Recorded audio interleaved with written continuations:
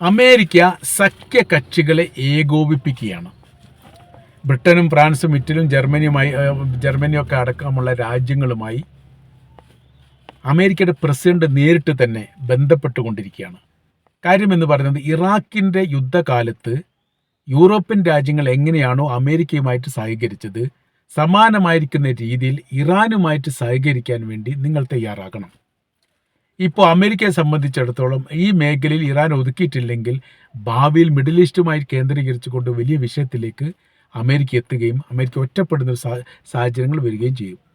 പരമാവധി മേഖലയിലെല്ലാം ഇറാനെ ആക്രമിക്കാൻ പാകത്തിൽ ഞങ്ങൾ യുദ്ധസന്നാഹങ്ങളും സംവിധാനങ്ങളും ഒരുക്കിയിരിക്കുന്നു. ഇതിന് നിങ്ങൾ പിന്തുണ നൽകുകയാണ് വേണ്ടത്. അങ്ങനെ ഏകോപനത്തോടു കൂടി ഇറാൻ്റെ ശക്തിയെ ക്ഷയിപ്പിക്കാനും വേണമെങ്കിൽ അവിടെ ഒരു ഭരണമാറ്റം നടത്താനും നമ്മൾക്ക് സാധിക്കും. അത്തരം ഒരു പ്രവർത്തനത്തിനാണ് ഞങ്ങൾ നേതൃത്വപരമായിരിക്കുന്ന പങ്കാളിത്തം വഹിക്കുന്നത്. അതുകൊണ്ട് എന്ത് ചെയ്യണം? നിങ്ങൾ അതിനോട് സഹകരിക്കണം. ആദ്യം തന്നെ ബ്രിട്ടൻ പറഞ്ഞു, ഈ അമേരിക്കയുടെ നയങ്ങളും നിലപാടുകളോടും തങ്ങൾക്ക് യോജിപ്പില്ല, തങ്ങൾ ഈ കാര്യത്തിൽ സഹകരിക്കുകയില്ല.